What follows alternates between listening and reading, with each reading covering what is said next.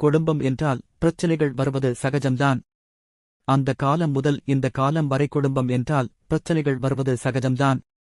அந்த பிரச்சனைகள் சில நேரங்களில் பூகம்பமாக வெடிக்கும். குடும்ப வாழ்க்கை அழகாக இருக்க என்ன செய்யலாம் என்று தேடிய பொழுது கிடைத்த தகவல்கள். அழகிய குடும்ப வாழ்க்கை இனிமையாக இருக்க முதல் காரணம் பெண்கள்தான். குடும்ப தலைவியாக வீட்டுக்கு வரும் பெண்ணின் கையில்தான் வெற்றி இருக்கு. இதனை உணர்ந்து நாம் குடும்பத்தினை அழகான முறையில் வழி நடந்த வேண்டும். எப்பொழுதும் முகத்தில் புன்னகையுடன் இருக்க மறுக்காதீங்க. குடும்பத்தில் இருக்கும் ஒவ்வொருவரையும் மதிக்க பழகுங்கள். மற்றவர்களின் மனநிலைக்கு தகுந்தது போல் உங்களை மாற்றிக்கொள்ளுங்கள். விட்டுக் கொடுத்து பழகுங்கள். நான் ஏன் விட்டுக் கொடுக்க வேண்டுமென்ற அகம்பாவம் வேண்டாம். தாழ்வு மனப்பான்மையினை அடியோடு அப்புறப்படுத்துங்கள். அனைவரிடமும் சகஜமாக பேசுங்கள். மனம் திறந்து பாராட்டுங்கள். சின்ன விஷயங்களை பெரிதுபடுத்தி அதுக்கு கை கால் வைத்து அழகுபடுத்த வேண்டாம். எந்த வகை பிரச்சனை வந்தாலும் சம்பந்தப்பட்ட நபரிடம் பேசி பாருங்கள். கேட்கவில்லையா, துஷ்டனை கண்டால் தூர விலகு என்று விலகிவிடுங்கள். வாழ்க்கையின் பிரச்சனைக்கு தீர்வு என்னவென்று தேடுங்கள். பதிலடி கொடுக்க முயற்சி செய்யாதீர்கள். தேவையற்ற குழப்பங்களை மனதில் ஏற்ற வேணலாம்.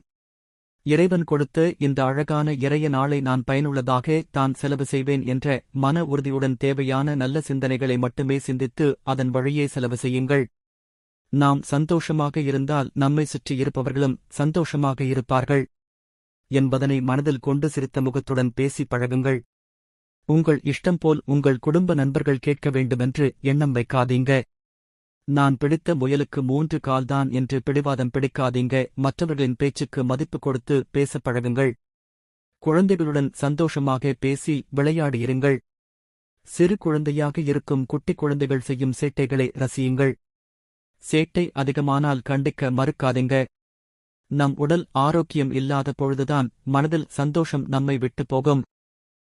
முடிந்தவரை உடலை ஆரோக்கியமாக வைக்க பாருங்க. சில நேரங்களில் வரும் சின்ன சின்ன நோய்களை பெரிதுபடுத்தாமல் வீட்டில் இருக்கும் பெரியவர்களிடம் என்னால் இன்று உடம்புக்கு முடியவில்லை என்று சொல்லிவிட்டு ஓய்வு எடுங்கள்.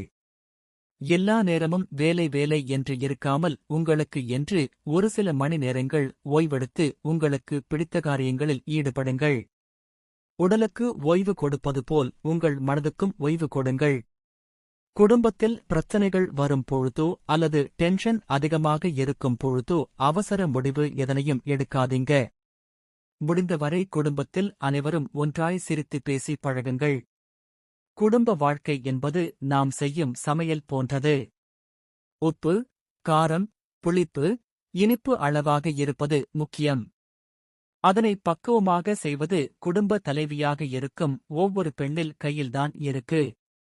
மற்றவர்களிடம் நாம் காட்டும் வெறுப்பு நம் மனதினை மேலும் மேலும் குப்பையாக்குகிறது.